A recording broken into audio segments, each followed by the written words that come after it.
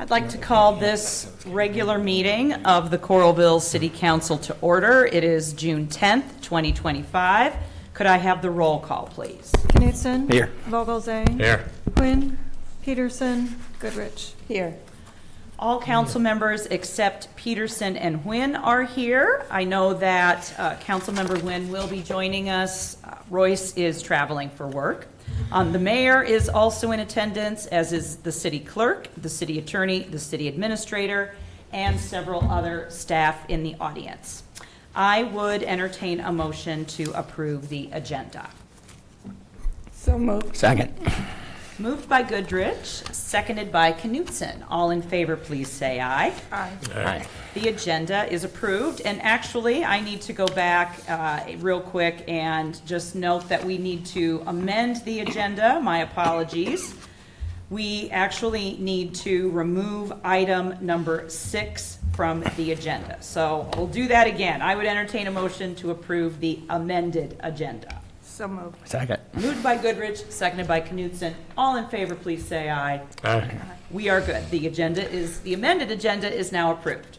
Okay, so on to the next item. I have 2 proclamations to read this evening, and the first proclamation is for Pride Month. Whereas the LGBTQIA+ communities across the nation annually celebrate Pride in their culture and community in the month of June. And whereas the annual celebration of Pride began as a collective protest for the rights of LGBTQIA+ individuals and communities. And whereas the national tradition of celebrating Pride in June is a tribute to the Stonewall riots of June 1969, which are remembered as the launch of the modern LGBTQIA+ rights movement. And whereas transgender people of color, including Marsha P. Johnson, Sylvia Rivera, and Stormy De La Riere, were the primary instigators of the national fight for LGBTQIA+ rights, and often gave their work and their lives to the cause. And whereas the city of Coralville recognizes the many LGBTQIA+ lives that continue to be lost each year in pursuit of living out their authentic identities. And whereas the city of Coralville welcomes and accepts people of diverse sexual orientations, gender identities, and gender expressions, and is proud to celebrate the contributions and culture of these citizens. And whereas each year, Iowa City Pride brings together thousands of LGBTQIA+ people throughout Coralville and Iowa City, from across Iowa and beyond, to celebrate their shared identities and experiences.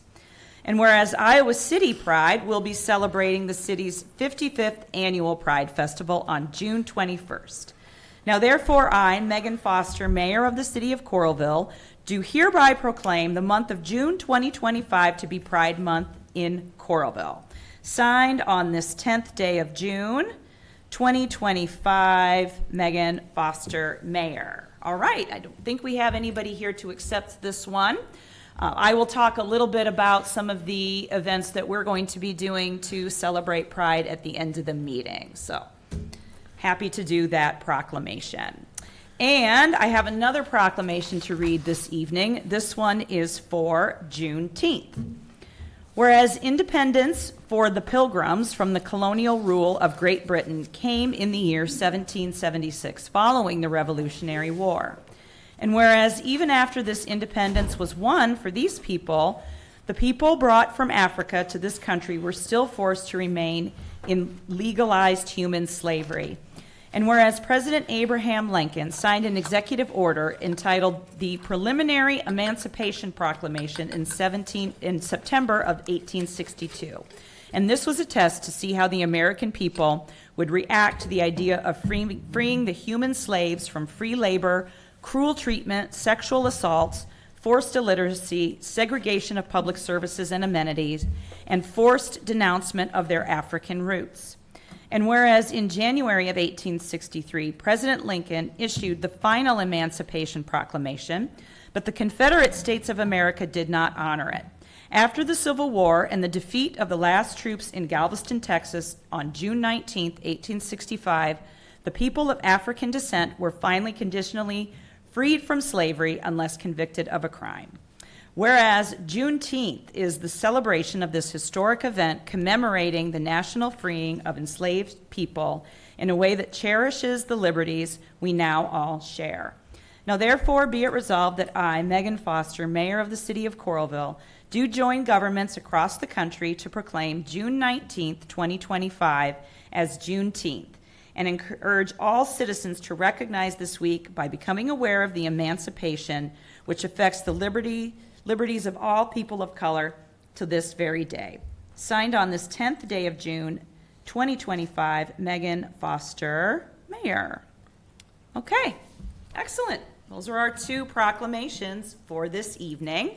So we will move on to our next agenda item, which is community comments. This is a time for community members to speak to us about items that aren't on the agenda or items that are on the agenda but are not subject to a public hearing.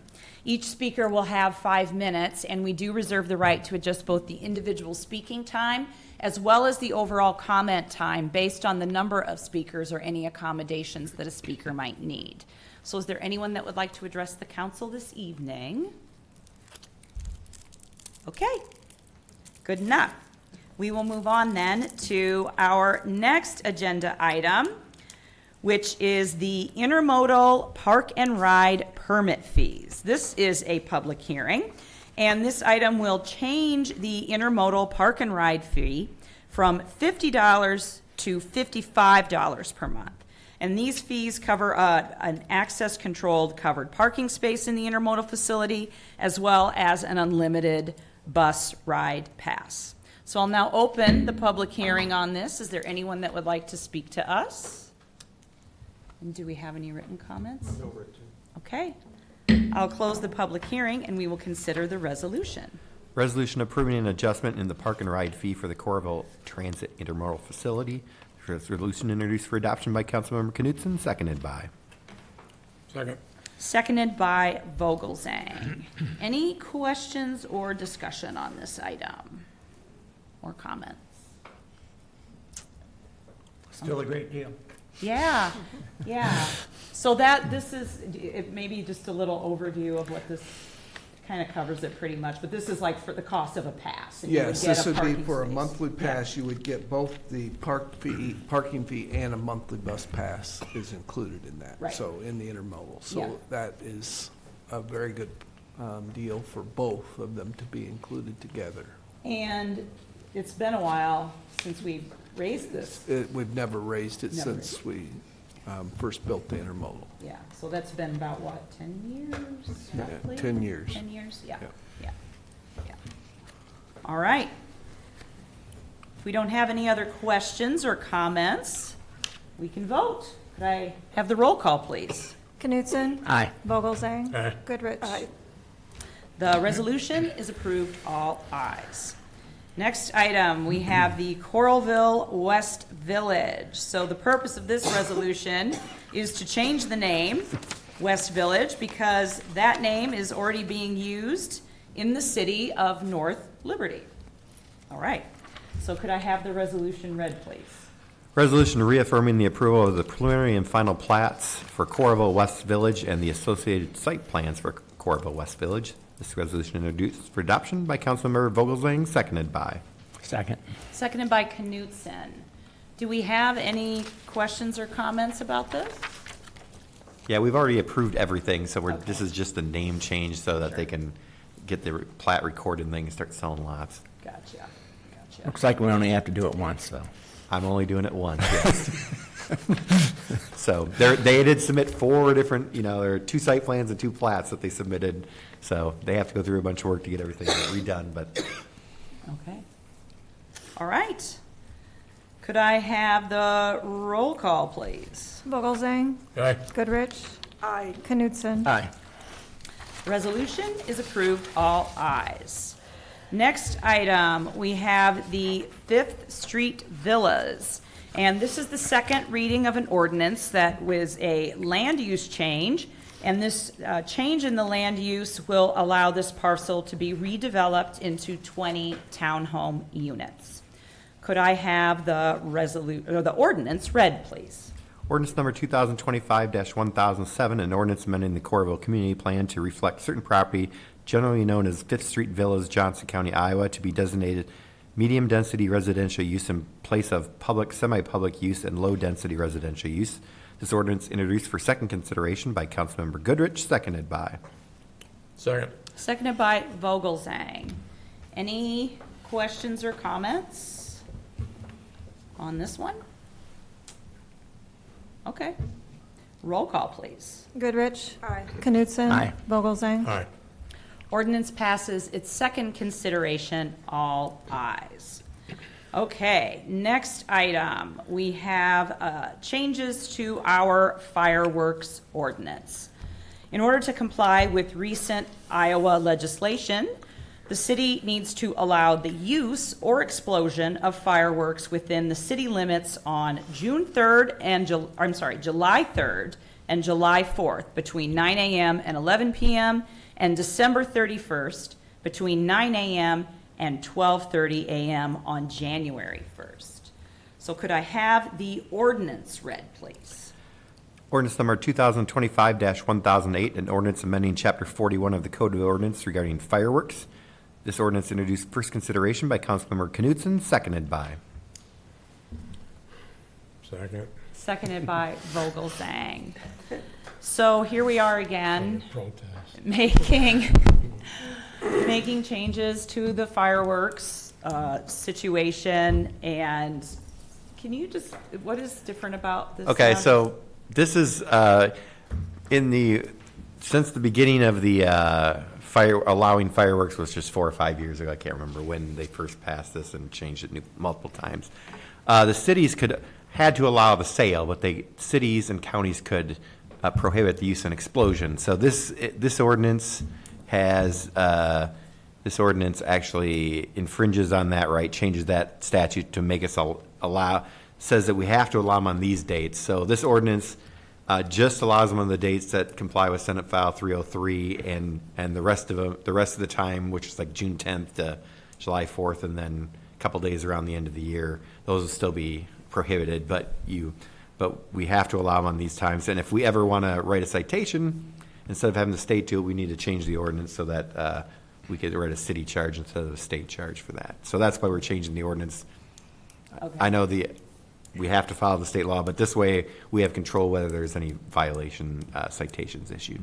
Yeah, and I know that this is a great source of frustration for community members, and please know that I think I am probably speaking for all of us when I say that we don't like it any more than you do.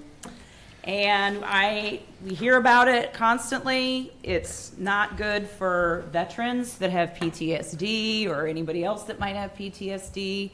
I have a dog that is terrified every 4th of July holiday.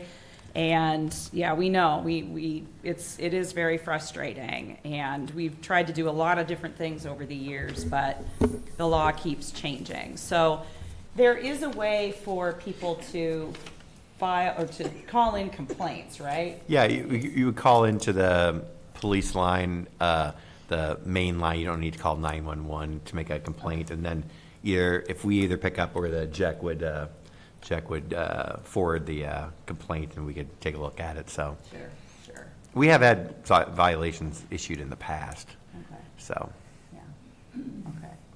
I would hope, I believe that people will be responsible Yeah. and train each other on how to enjoy fireworks if they want to. remember, you have to So- keep you can shoot them off on your own property, but you have to keep them on your own property too. So you cannot shoot them off in the street. You cannot, shoot them off on anybody else's property unless you have their specific permission for it. You cannot shoot them off on city property. Keep them off of my roof. We did have a fire that took a house down in Washington 2 years ago from fireworks that went on somebody's roof. So And to say nothing of the injuries that I think are quite prevalent. I know that when I've talked to public safety personnel that, you know, it's the fire risk and then the injury risk is another big one. So your point about training, hopefully people know what they're doing if they choose to set off fireworks. That's what I was going to emphasize. Make America lose fingers again. Right? Oh, my goodness. Well, do we have any other questions or comments or clarification? Like I said, this is something it feels like we have something every other year about fireworks that needs change. Any other questions or comments? Okay. All right. Could I have the roll call for the first consideration of the ordinance? Knutson. Aye. Vogelsang. Aye. Goodrich. Aye. Ordinance passes its first consideration, all ayes. And for the next item, I don't believe we have enough. Correct. I have to have 75%, so we need 4. Okay. If you want, we could go by this and we could come back if Councilmember Nguyen gets here in time and she would like to have that done Okay. later, at a later time before we adjourn.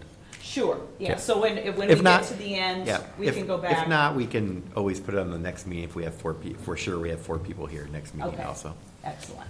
Okay, so we will put a pin in that one to be continued possibly this evening, if not this evening, at our next meeting.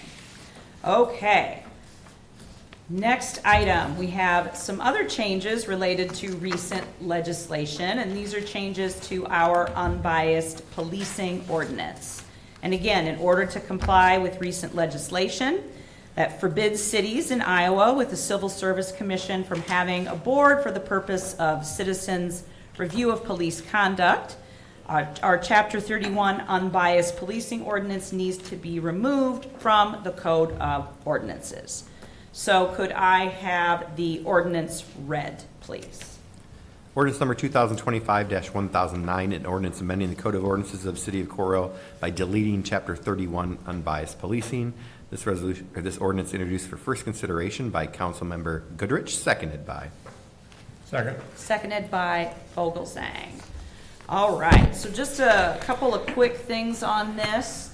First of all, just want to say thank you to everyone that participated with the Community Review Board, Chief Nicholson and Crone and Kevin and all of the people that were on the board. I know that it was bumpy, challenging, but I think it speaks to the character of our department that they were willing to engage in, these conversations with the community. I know conversations about law enforcement can be really, really challenging. And, we found ways to lean into that, and I know that we will continue to do that as well. And just a couple other things I want to clarify. The complaint process is that still something that the public can, if there is an issue? We did not have any complaints. Yeah, you can always come to me. I'm, as part of the Human Rights Ordinance, I'm the coordinator for helping people get access to the Iowa Civil Rights Commission, which will continue to do that. And if there's a complaint and somebody here, we would just send it through the police department. They have a process in place to process complaints from the public also. And that's the same, is that the same process that existed even when we had the board? Right, correct. Yeah, that piece of it has not No. changed. So that is still there. And we've had some discussions. We're still gonna, make sure that we're looking at the data. We've also have some other ideas about ways that we can keep the line of communication open with law enforcement, focus on community initiatives. I have had conversations with the chair of the review board, with the chief, with the review board itself, and we've brainstormed some ideas for a new type of committee that we could form that focuses on, again, those connections with law enforcement, local organizations, the community, working together, collaboration. I did put together a little outline that I shared with the council. I apologize, I couldn't get it ready in time for the agenda packet. I was out part of last week, so that is on me. But I know that we'll continue to have these conversations and find ways, again, to keep that line of communication open. I think that's really important right now for law enforcement and the public, so that we can continue to build trust and have that transparency. Mike, you had some other questions. Did you want to Yeah, I ask do. those questions? Yeah, I read chapter 31, and there seems to me to be a lot in there that's perfectly appropriate and going to continue. So I feel like we're kind of taking an axe to the entire ordinance when perhaps a scalpel might have been sufficient to meet the requirements of the law and just remove the oversight board. We certainly all want to continue to advocate for an unbiased police force, and that's what the goal of this ordinance was. So I'm not sure I'm comfortable voting to repeal the whole ordinance. I'd rather just repeal the parts that do the minimum amount required with this change in the law, and that seems to me to be disbanding our board. Yeah, Kevin, can you? Yeah, I mean, if we leave the other parts that ordinances are used to be enforced against, these rules are already in the police department guidelines and discipline for that goes through the Civil Service Commission. So having this ordinance in place is not, we already have these rules in place in the police department guidelines. So they're not really serving a purpose. We're not going to cite anybody for a violation of the ordinance when it's already in their guidelines and it goes through the discipline process. Chapter 31 is nothing more than a duplication of what already exists. Yeah, in police departments. I mean, the board has some specific items in there, talked about training, and they did suggest some trainings. We went through trainings that they had some flyers and pamphlets made up and some complaint forms made up that are still existing, and we could use the same complaint forms to go through the process, which we discussed earlier. But it's just a duplication, and the Civil Service Commission is the one who has the obviously the chief, if it's a personnel matter, and then the Civil Service Commission has the ultimate responsibility for any discipline. So I don't think it's needed to be in here because it's already in our policies anyways. Doesn't an ordinance have a little more heft to it than a policy? But it's I only think- enforced. Oh, go ahead. I think Kelly. part of it would be an issue of interpretation of how you enforce it, because the state law is very clear that you have to go through civil service. And so there is a civil service ordinance that creates that board, and there's all the rules that they are in the police department that they are supposed to review. So I think this would create some Those confusion. aren't our policies, that's the civil service that Civil service is the one that is, under state law, can review enforcement of, but it's our policy. correct.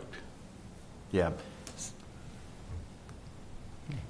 Yeah, so it's not like we'd use the ordinance, they would be in violation of police policy that would come forward if the officer, and part of the bill that was passed, it was part of a overall, it wasn't a comprehensive, but it was a reform of Chapter 400, which is the Civil Service Commission, on top of just the board part. There were some other protection, other things that were incorporated into Chapter 400, which is Civil Service Commission. So we are still going to use our policies. We're not going to say somebody violated the ordinance. I think the policy's already there. And And a change in our policy requires a vote by the, change in the policy of I believe, Kyle, correct me if I'm wrong, doesn't state law require you're not supposed to be, when they pass the laws, probably after, 2021, 22, somewhere around there, I believe there are state laws on, profiling and unbiased. I'll have to look that up, but I was thinking that those were incorporated when they did the rewrites after 21. Fair. Correct, and there's ongoing required training, like our guys are required to do 2 hours of Biosolids annually, as required by the academy. Yeah. So, and that, and also, we are complying with this, and, part of the thing with the legislature keep going back, picking things away from all the cities and counties, because, they pick onto an issue and then you know, they think we're trying to go around. I think it's my opinion that we should just rely on what's in the police handbook, and that and what's on the books, that we don't need this ordinance to already, it doesn't do any further to enforce that with the police department anyways. Because somebody can't issue a citation against you know, we would do citations out of the ordinance. There's nothing we're not going to cite the police officers. That's not the required track of being disciplined.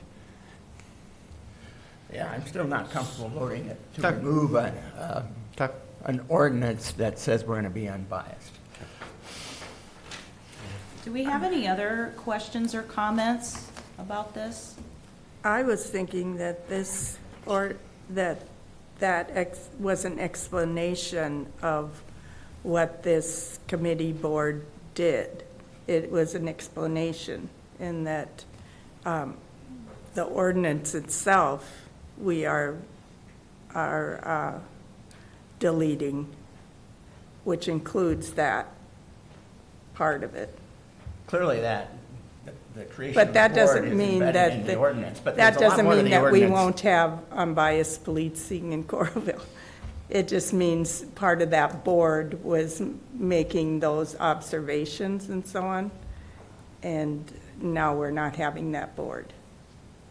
Part of the job was to look at the data as it applied to unbiased policing, and that's not going to happen anymore. The council can still look at the data. Yeah, and I do think that's an important thing to point out, is that we've had conversations about the data, the way it's collected, questions about it, and the board did review that data. That was another piece of that, is that prior to this being on the books, correct me if I'm wrong, I'm not sure we were really tracking that very clear, or like in a very formal way, right? No, we weren't.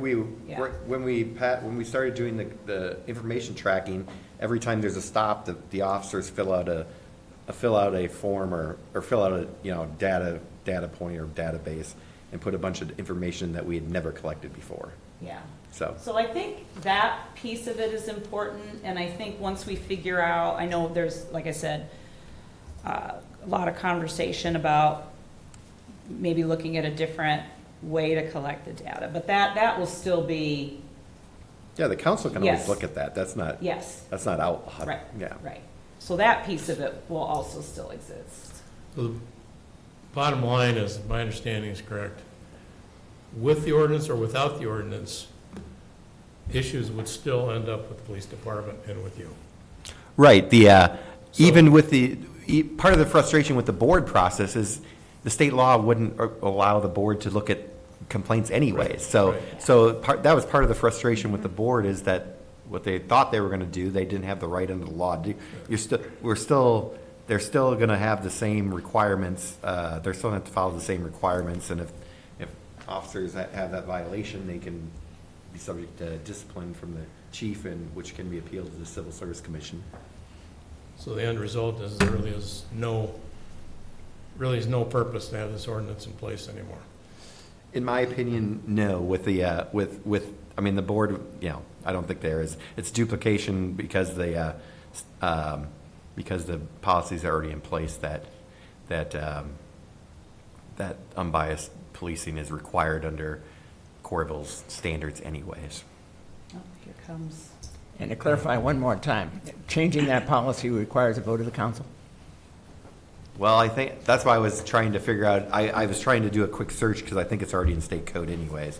We do not have a vote of the council every time the policy is changed, but I cannot see that we're going to change the policy to say we can allow bias policing. So.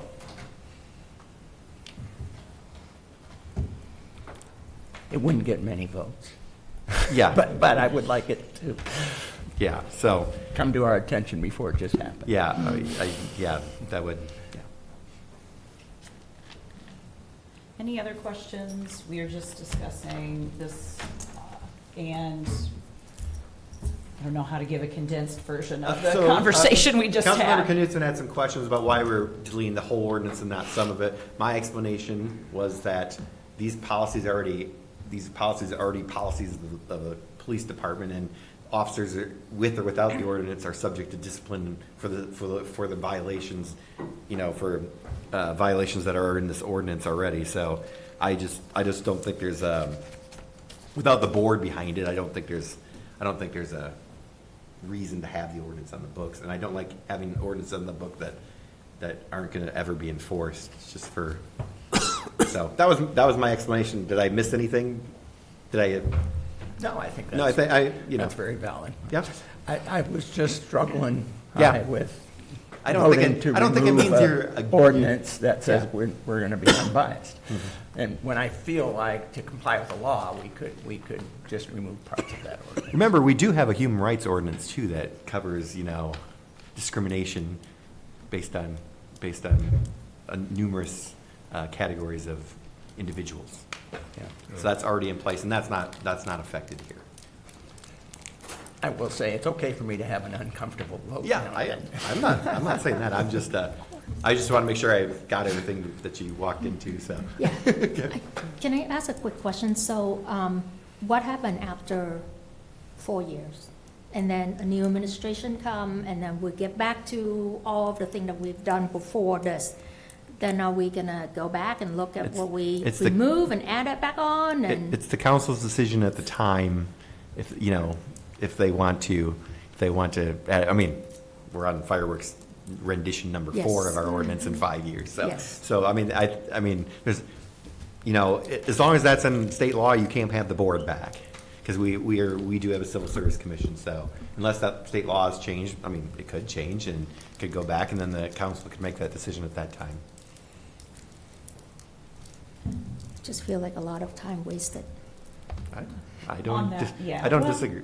Yeah, I know, and that's certainly, I understand that, and I would say this, I would say that I hear you, that it's a shame that we put in a lot of work, and that now, we have to get rid of something that, was challenging, it was hard, and I honestly think that we were very courageous to do it at the time. There are not very many of these boards in the state, and again, I said this earlier, I think it speaks to the character of our department that we weren't afraid to lean into those hard discussions and to have those hard conversations. And I do think there was some good work done as far as reviewing the data, like all of the things that you mentioned, Kevin, the training recommendations, it wasn't perfect. Of course, it was bumpy. I think these conversations are so difficult that bumps and friction is to be expected. But so I'm glad that we did have that, and that we did lean into those hard conversations. And I would just say that I would love it if the legislature would allow us to maintain some semblance of local control, but unfortunately, that's not where we're at right now. But I think the fact that there are still mechanisms in place, if there are concerns, I think we're gonna, I mentioned we're looking at some ways to put together kind of a committee that can keep the line of communication open between the department, the public, and other organizations, so that we can really look at what's happening and collaborate. I think that's a positive thing. And again, I think we are committed to transparency and accountability, and we will continue to be with or without a formal review board. And I always said when we were having this conversation back in 2020, I always felt that we were in a good position to lead on this issue because we do have a strong department, and that I always felt we could be role models for other departments in terms of keeping those lines of communication open and facilitating those conversations with the public, so. We'll still be able to review the data, there's still a process in place, we have the human rights ordinance, so there are still some of those oversight pieces that will remain in place. So, with the removal of this ordinance, then will we let the community member know if they have any concern, where should they go? Well, you can always talk to any staff member, but it would go, just like with the board that was in place, it would go through the police department. They could either come to me and I would help them file a complaint with the Iowa Civil Rights Commission. And I've done that, not on policing matters, but mostly housing stuff. And then also you can go through the police process. They have a complaint process that is a formal process. That, remember, when they pass the law, you have, if you're going to make a complaint against the police, it has to be in writing. So you would have to file a written complaint with the police. So that process doesn't change because all the board was able to do was to Review that? to tell them how to file the complaint, because the complaint still had to go through the same processes that it will now because of our civil service board, and that's who ultimately reviews any discipline that's taken against an officer for violating the rules. Yeah, I think that's an important thing to note, and you're correct that I know that that's something that is, we had to do a lot of education about, was that process, the complaint process, is set at the state level, correct? Yes. That is not something that we control how those complaints get filed, correct? Yeah, the back of the blue bill, you are required to file a written complaint. Yeah. Correct, Kat? Correct. Yep. Sorry, Chief. Any other questions or comments? I appreciate the discussion. If you have any questions in between, we're not going to collapse the reading, so let me know. I can certainly answer more questions for you. We're not going to collapse it? Well, We don't have to because we have enough time to we'll collapse them in the next meeting. Well, your Yeah. motion, that there'll be Yeah. To two collapse it. readings is Yeah. at the next meeting. Next meeting, yeah. Not, yeah.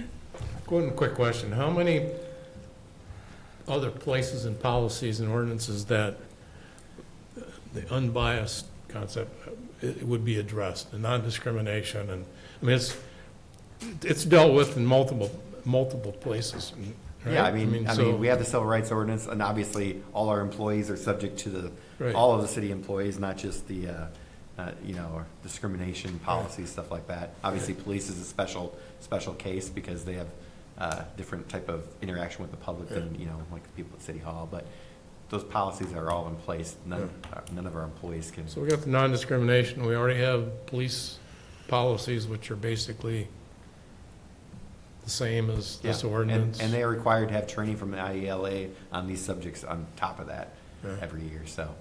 Yeah. Thanks. Has there been any feedback or anything from community members? I've not heard anything. I've just heard from council members, so. I have not either. Other than, We did talk to the board about the last meeting, so Yes, we they they were, they believed that was their last meeting at that time too, Yeah, so. and we had a very lengthy conversation at that last meeting. I was there and Rich was there as well, and of course, the chief and the city attorney, and it was, I think we had a community member at that meeting. And we had a very long conversation. I think it was a productive one as well. So it has been brought before the board. Yeah, I would like to have this on record. So what would happen, what the what would happen if we don't abide by the law? Like, what happened if we just keep the, You mean the board? yes, I just want it to be Well- out in the open for the public, so Well, they I- listen to it.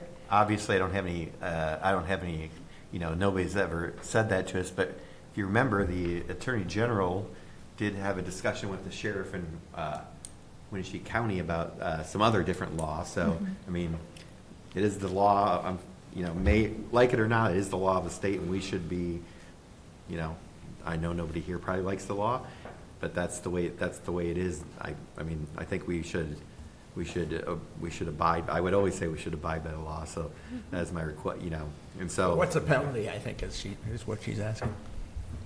Well, somebody could try to file something that force us to, I mean, if we try to have a board meeting or something like that. Ultimately, in the other instances, they can do away with your state funding. Yeah, I forgot about that part. I think it's important to have those clarification, especially, I think once this getting traction with community member, we're gonna have a lot of people come and ask questions. So I just wanted to have it here in a public meeting so that we can point folks to this and say, here's what happened if we don't abide by the law. Answer questions So, from community members if they want to talk to me. Yeah, thank you. Do we have any other questions or comments? Again, appreciate the discussion on this. It's a lot. All right then, seeing no other questions or comments, we'll have the roll call. Vogelzang, Aye. Quinn, Aye. Goodrich, Aye. Knutson. Aye. Ordinance passes its first consideration, all ayes. And then the second one, I would entertain a motion to collapse the second and third readings at the June 24th, 2025 council meeting. So moved. Moved by Knutson. Could I get a second? Second. Seconded by Vogelzang. Roll call, please. Quinn, Aye. Goodrich, Aye. Knutson, Vogelzang. Aye. Motion carried. Go like this. Sorry. All right, thank you, folks. Thank you Mayor, very do you want to much. go back to the Yes. fireworks We'll one? go up to so here's another thing you missed. We couldn't collapse the second and third readings because we needed four Oh. people. So we're going to go back to. I'll make a item- motion to collapse the second and Yes. third readings for the fireworks ordinance. Okay, moved by Knutson, 24th. seconded by Quinn. Could I have the roll call, please? Goodrich, Aye. Knutson. Aye. Vogelzang. Aye. Quinn. Aye. Motion carries 4-0. Okay, I think we've got everything figured out for those two agenda items. All right, so let's move on to the next item, which is an engineering services agreement. And this engineering services agreement is required to be completed in support of the city's grant application for CDBG funds for various infrastructure projects. Could I have the resolution, please? Resolution approving an engineering services agreement with Feenster and Kim for the 4th Avenue CDBG utility improvements. This resolution introduced for adoption by Councilmember Wynn, seconded by. Second. Seconded by Goodrich. Any questions or comments? I forget what CDBG is again. Community Development Block Grant. Block grant. Yeah. From the It's a- state? It's a federal funding that runs through the state. All right. Any other questions? Okay, roll call, please. Knutson, Aye. Vogelzang. Aye. Quinn, Aye. Goodrich. Aye. Resolution is approved, all ayes. Next item, Biosolids Land Application Agreement. This is a 3-year agreement compensating the contractor for removal and application of biosolids from the wastewater treatment facility. Could I have the resolution, please? Resolution approving an agreement with Wolfley Injection and Pumping, Inc. for biosolid removal and land application for the Coralville wastewater department. This resolution introduced for adoption by Councilmember Goodrich, seconded by. Second. Seconded by Wynn. Any questions or comments? I thought we used to get rid of this waste for free. Is this different? It might have been a long Yeah, time ago, but not recently. Isn't it used for fertilizer, or am I yeah, thinking of something yeah, else? it gets put on fields for fertilizer. Okay. But you still pay to get it there. It's just the landowner doesn't charge you to spread it on their property. So we pay for the transportation Right, to get yeah. stuff there. Any other You want questions? anything along? Okay.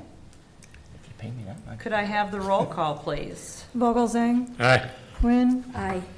Knutson, Aye. Goodrich. Stepped out for a minute, but we have enough Yep. votes to pass the resolution with all ayes. All right, next we have our non-bargaining pay scale. This increase of 3% goes into effect on July 1st, 2025. And this is for employees that are not covered by a union contract. Can I have the resolution, please? Resolution approving an increase in the non-bargaining pay scale effective July 1st, 2025. This resolution introduced for adoption by Councilmember Knutson, seconded by. Second. Seconded by Wynn. Any questions or comments? Is it the same as union contract, like employee? Yes. Is the percentage? Thank you. Any other questions? Okay, roll call, please. Quinn, Aye. Goodrich. Knutson. Aye. Vogelzang. Aye. Resolution is approved, all ayes. And finally, I would entertain a motion to approve the consent calendar as presented. Madam Mayor, I would like to ask council to consider a motion to approve the consent calendar as presented, A to X. Moved by Wynn. Could I get a second? Second. Seconded by Knutson. Could I have the roll call, please? Goodrich. Aye. Knutson. Aye. Vogelzang. Aye. Quinn. Aye. The consent calendar is approved, all ayes. City Administrator's report. Yes, just a couple of quick items. Would just like to congratulate the fire department on a great memorial service this last weekend.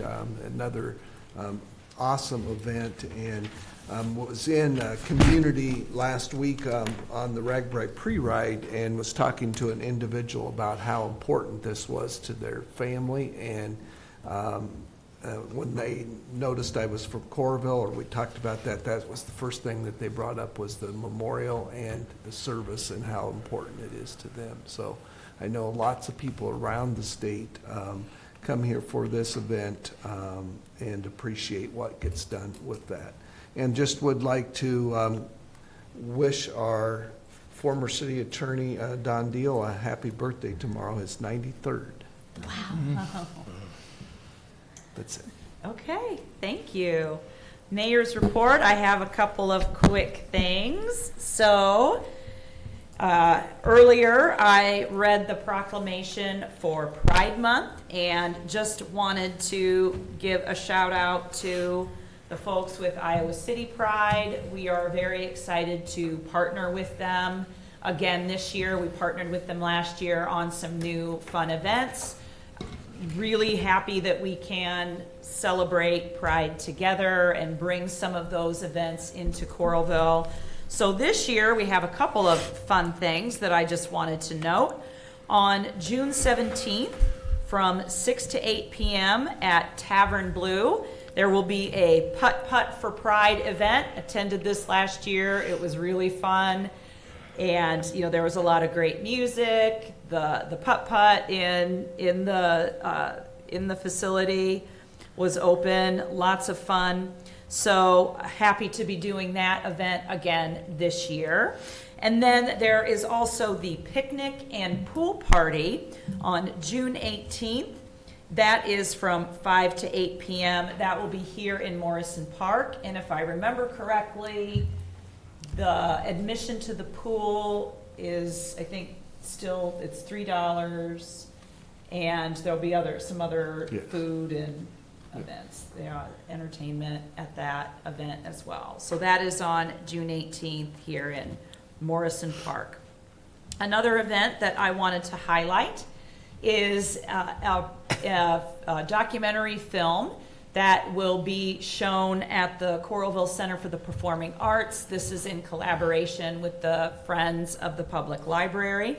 It is a documentary featuring a local poet, spoken word artist. His name is Caleb Rainey, and this documentary called The Negro Artist is a film that highlights his work, highlights his life. And then after the event, there will be a Q&A with Caleb Rainey, as well as the director of the film, Nick. I believe I know his first name is Nick. I believe his last name is Hartman. And forgive me if I have that wrong. But they will be in conversation talking a little bit about the film, and there'll also be a spoken word component to this as well, where we'll get to hear some of the poetry that Caleb will share. So I really love that we are highlighting the work of local artists, filmmakers, poets. So important right now when the arts are under attack, that we are lifting up creators, and especially lifting up the local creators that we have. We are so fortunate to have gifted artists in this community, and we need them. We need their talents now more than ever. So please make sure that you hopefully find time to attend that event on Wednesday, June 18th, 6:30 p.m. at the Coralville Center for the Performing Arts, and that is a free event. And that is all I have. City Attorney's report. I was just going to wish Don a happy birthday too, so other than that, nothing else. All right, thank you. Let's start down at this end with Mike. Thank you, Madam Mayor. Really don't have much, but I will mention I was having dinner before our meeting tonight at one of our many fine ethnic restaurants in Coralville, and a sign welcomed visitors stating that ICE is not welcome there. And it's just kind of heartbreaking to see and think about what these people are going through at this moment in time. And just want to wish the best for them, and hope we can do all we can for them. That's all I have, Mayor. Thank you for that. Really appreciate that comment a lot. All right, Rich. Just kind of want to piggyback on what Kelly already said. I just wanted to give a big shout out to everyone who's involved with emergency services in any form, whether veterans, law enforcement, firefighters, EMTs, paramedics, and let's not forget dispatchers as well. We've had, in the last 2 weeks, we've had two great memorial services. Obviously, the Memorial Day service was great. It's very moving. And then Sunday, the State Iowa Association of Firefighters Memorial. These two great memorials are next to each other, and I know I take it for granted sometimes. I go by there sometimes multiple times every day, but I was sitting there on Sunday, and it really caused me to reflect on some things, and I just want to, I guess, share some thoughts with you. You know, there's so many men and women throughout our country's history that have dedicated so many volunteer hours, their time, their talents, their expertise, their experiences. They dedicate time away from their families, all the time that they've dedicated to continuing their volunteer service, all for the sole purpose of giving back to their communities and helping others in their time of need. Fire departments are, in the last number of decades really, are now more and more referred to as fire and rescue departments. And they're very often manned by and operated by volunteers. I just looked this up. In the United States, 65% of firefighters are volunteers. The count amounts to about 677,000 volunteer firefighters in this country. You think about all the time and effort that they put into just in firefighting service. It's amazing. I've got a friend that had a business in a rural community in Iowa. And he said, I had to really get used to, one of his employees was the fire chief in this relatively small community. And he said, I really had to kind of get used to the fact that anytime the call came in, regardless of what this employee was doing, where he was, didn't matter, he was gone. He responded to the fire call. And he said, it took me a little while to get used to that, but he said, I really came to admire and appreciate it. It's, sitting there watching, I don't know how many, 3,000, Kelly? I don't know how many people were there on Sunday. It was a huge crowd. But as I sat and watched all the line of people that came through the line, it kind of reminded me of the kindred spirit and the camaraderie that exists in emergency services. I kind of feel privileged and honored to kind of have a little bit of experience in all three of those. I was a member of the volunteer, or the Lone Tree Fire Department. I served as a reserve deputy with Johnson County Sheriff's Department, and obviously also as a paramedic with Johnson County Ambulance.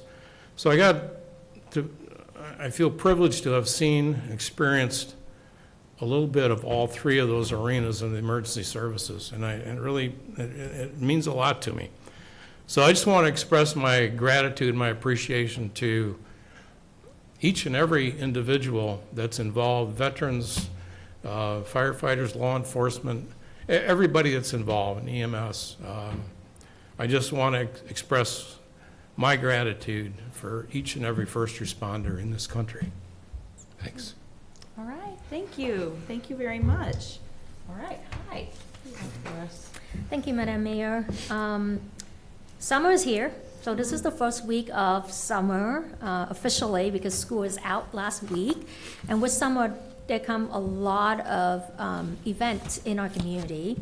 First of all, if you have not signed up for summer reading program, I think our librarian would love to see you in there signing up for a summer reading program. They have program for, babies all the way until adult. For someone as old as, well, not as old, but as have lived as long as Dawn, which is 93rd birthday today. Wow, what a life. I would say that our library have service for all ages, so please come sign up for summer reading program. They have lots and lots and lots of prizes, and now is the best time to pick up a book, right? Or listen to audiobook, whatever flow your boat. But I would say read more, because being able to select the thing that you want to read is a privilege. So please take advantage of that privilege while we still have it. With school is out, that means that some kids in our community will not get to eat. And, with summer EBT going away as well, we just need to come together and try to find a way to meet that needs. And so the food pantry is hosting a summer lunch every week for 11 weeks starting today, all the way until August 24th. Tuesday to Friday, anyone in the community can come and eat with us. It's open and free to everyone. We partner with the school district. We partner with a lot of local organization and entity and partner in the community to not only bring food and restaurant and business as well, to not only bring food, but also activities and educational thing to the community as well. So if you know of anyone who have the need, or even just don't have the need, just wanted to check out what is happening within our community, please come by our summer lunch program. It is 11:30 to 1 o'clock. We have lots of activity today. Today Johnson County Conservation brought their snakes to come and hang out with everybody. And we have some really, really brave kids that comes and asked to hold a snake, and, you know, there were kids that have never, ever seen, you know, a live snake outside of a zoo. And they came and they asked to not only pet the snake, but actually put them around the neck and play with them as well.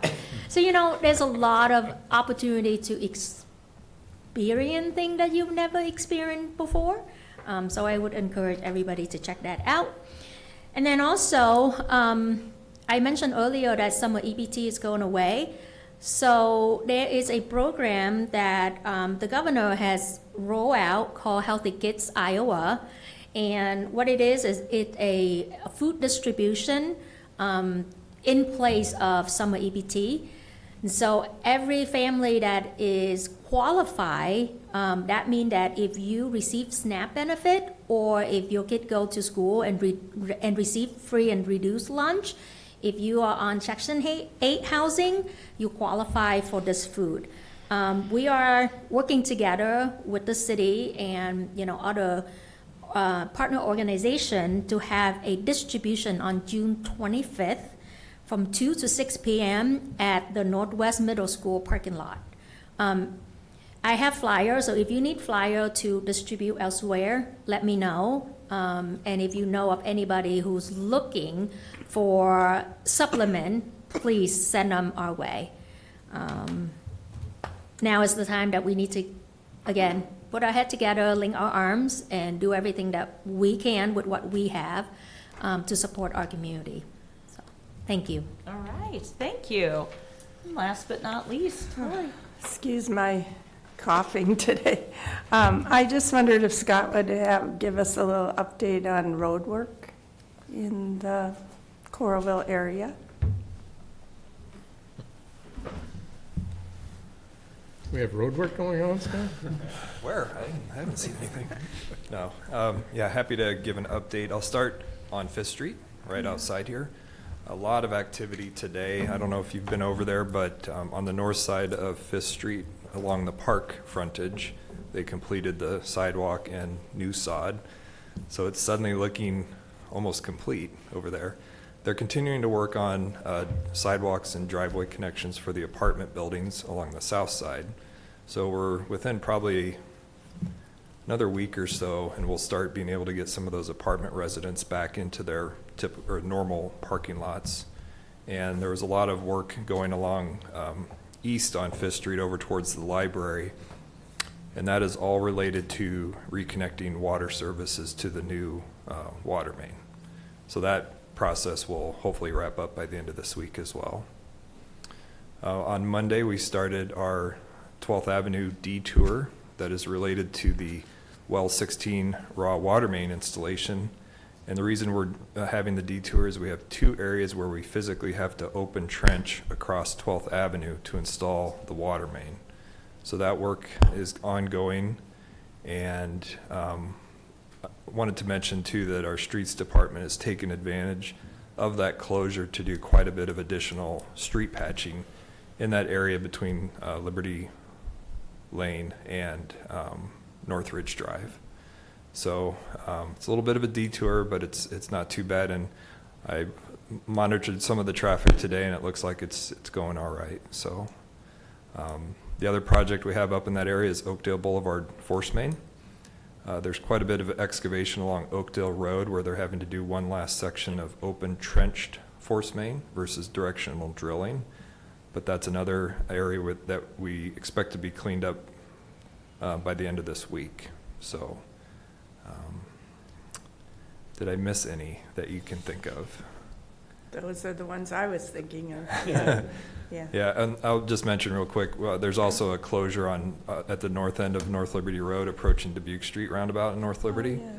So if you typically go 1st Avenue north or south into North Liberty or coming into Coralville, that detour is in place while they do some patching work. So traffic's detoured using Dubuque Street and Rustic Ridge Road.